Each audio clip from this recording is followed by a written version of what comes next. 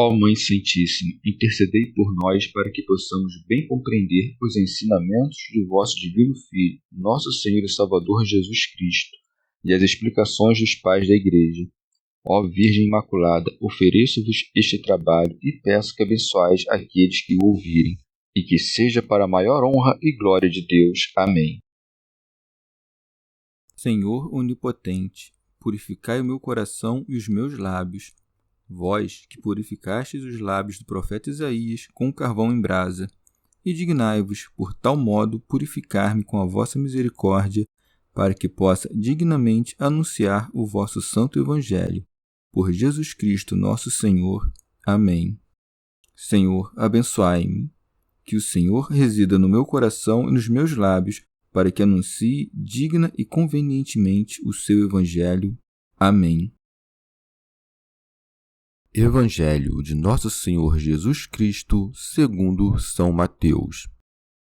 Exigências da vocação apostólica.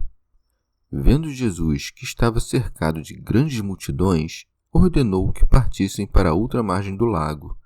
Então chegou-se a ele um escriba e disse: Mestre, eu te seguirei para onde quer que vás.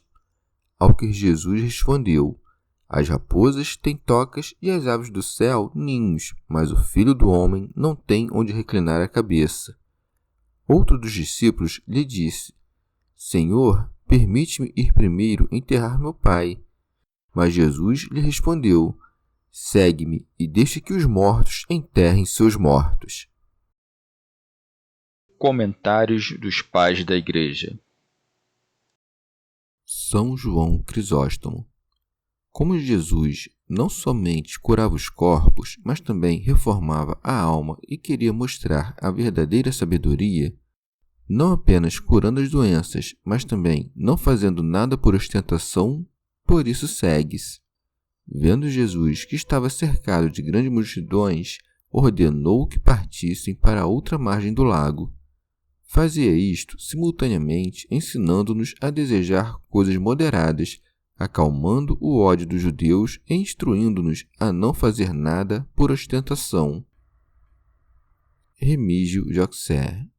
Ou faz isso como homem, querendo evitar a importunação da multidão. Estavam presos a ele, admirando-o e querendo vê-lo. Com efeito, quem queria separar-se dele quando fazia tais milagres? Quem não queria ver seu rosto puro e aquela boca que falava tais coisas?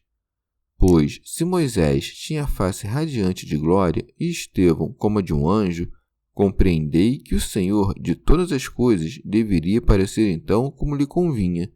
Por isso diz o profeta: ultrapassas em formosura os filhos dos homens.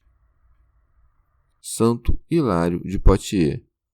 Não devemos pensar que o nome de discípulo convém somente aos 12 apóstolos, pois lemos que, além dos apóstolos, houve muitos outros discípulos. Santo Agostinho. É manifesto que o dia em que Jesus ordenou que passassem para o outro lado do lago não é o que se segue ao dia em que foi curada a sogra de Pedro, porque nesse dia Marcos e Lucas dizem que ele saiu para o deserto. São João Crisóstomo. Notai que, para não ofender a multidão, não os despede diretamente. Não disse, pois, retirai-vos, mas ordenou que seus discípulos fossem para o outro lado, dando à multidão a esperança de ir também para lá. Remígio de Auxerre.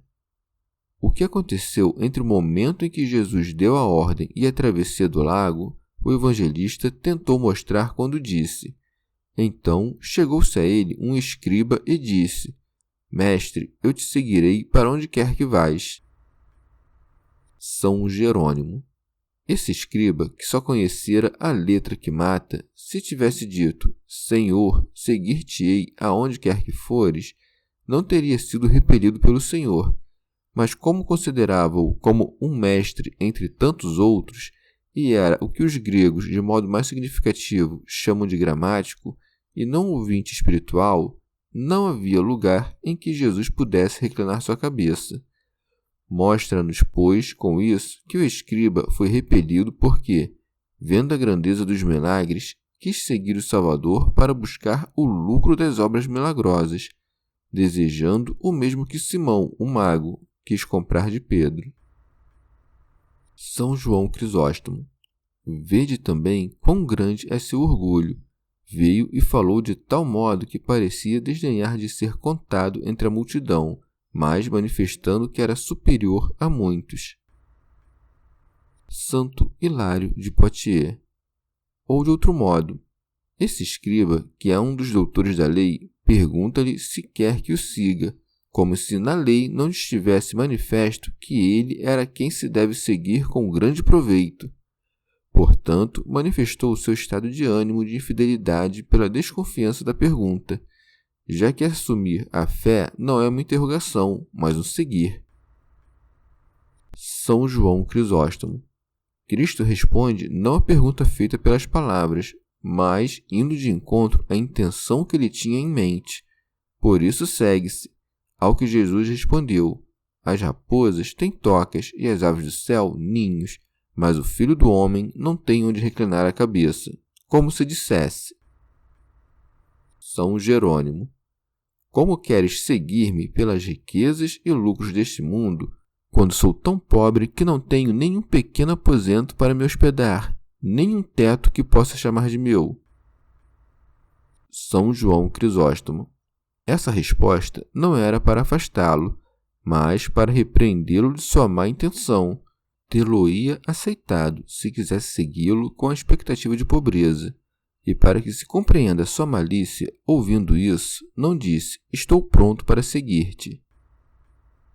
Santo Agostinho. Ou ainda, o Filho do Homem não tem onde reclinar a cabeça, a saber, na tua fé. As raposas têm covas em teu coração, porque és um enganador. As aves do céu têm ninhos em teu coração, porque és orgulhoso. Como enganador e orgulhoso, não me seguirás. Como pode acontecer que o enganador siga a inocência? São Gregório Magno.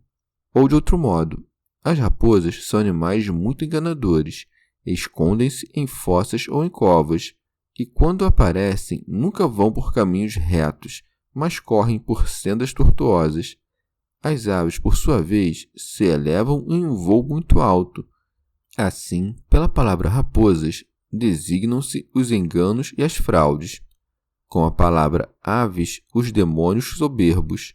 Como se dissesse: os demônios enganadores e soberbos encontram sua habitação em teu coração, mas a minha humildade não encontra descanso na alma soberba. Santo Agostinho.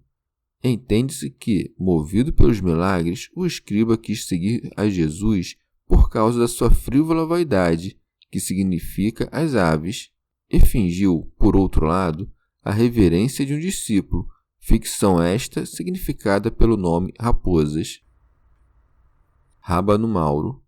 Os hereges que confiam em sua astúcia são significados pelas raposas, e os espíritos malignos pelas aves do céu, que tinham no coração do povo judeu covas e ninhos, isto é, seus domicílios. Prossegue dizendo que outro de seus discípulos diz-lhe: Senhor, permite-me ir primeiro enterrar meu pai. São Jerônimo. Que semelhança há entre o escriba e o discípulo? Aquele chama-o de mestre, este confessa o Senhor. Santo Hilário de Poitiers. Este, manifestando sua piedade, deseja ir enterrar seu pai. Aquele promete segui-lo aonde quer que vá, não buscando o mestre, mas o lucro que viria do mestre. Este discípulo não lhe pergunta se deve segui-lo, acreditava já que convinha segui-lo, mas roga-lhe que lhe permita ir enterrar seu pai. Santo Agostinho. O Senhor, quando prepara os homens para o Evangelho, não quer que interponham nenhuma desculpa de piedade carnal ou temporal, e por isso segue-se. Mas Jesus lhe respondeu: segue-me e deixa que os mortos enterrem seus mortos. São João Crisóstomo. Disse isso não ordenando depreciar o amor que devemos ter por nossos pais, mas mostrando que nada é tão necessário para nós quanto ocupar-nos com os negócios celestiais. Por isso, devemos unir-nos a eles com toda a nossa dedicação e não tardar um momento, por mais atraentes e estimulantes que nos pareçam as coisas que nos atraem. O que era mais necessário que enterrar seu pai? E o que era mais fácil? Isso não lhe tomaria muito tempo. Dessa maneira, o Senhor livrou-o de muitos males, como o pranto e a tristeza, e as outras coisas que deles vêm. Depois da sepultura, era necessário examinar o testamento, fazer as partilhas e outras coisas desse tipo. E assim, sucedendo-se para ele agitações e mais agitações, essas coisas o teriam afastado muito do porto da verdade. Mas, se isso ainda te perturba, pensa que muitos não permitem que os enfermos saibam da morte de seu pai, de sua mãe ou de seu filho, nem permite que acompanhem seu cadáver ao sepulcro. E, longe disso ser uma crueldade, é ao contrário. E muito pior é separar um homem dos diálogos espirituais, sobretudo quando há outros que podem cumprir esses tristes deveres de sepultura, como acontecia naquela ocasião. Por isso responde o Senhor: deixa que os mortos enterrem seus mortos. Santo Agostinho. Como se dissesse: teu pai está morto, mas há outros mortos que enterram seus mortos porque são infiéis. São João Crisóstomo. Manifesta assim que esse morto não lhe pertencia, porque o defunto, segundo creio, era do número dos infiéis. Se admiras esse jovem porque perguntou ao Salvador sobre um assunto tão necessário e não se foi espontaneamente, admira mais ainda o fato de que, mesmo tendo sido proibido de ir, ter ficado, sem que isso possa ser chamado de ingratidão, já que não fez por negligência, mas para não cortar o negócio mais necessário. Santo Hilário de Poitiers. O que nos ensina a oração dominical, que em primeiro lugar devemos rezar: Pai nosso que estás nos céus, realiza-se no discípulo, personificação do povo crente, a quem se adverte que seu pai está vivo nos céus. Além disso, sendo o filho fiel e o pai infiel, aquele não tem mais nenhum dever de chamar a este de pai. Advertiu também que não se misturem à memória dos santos os mortos infiéis, que igualmente estão mortos aqueles que vivem separados de Deus, e que, portanto, sejam os mortos sepultados pelos mortos, porque é necessário que, pela fé em Deus, os vivos juntem-se aos vivos.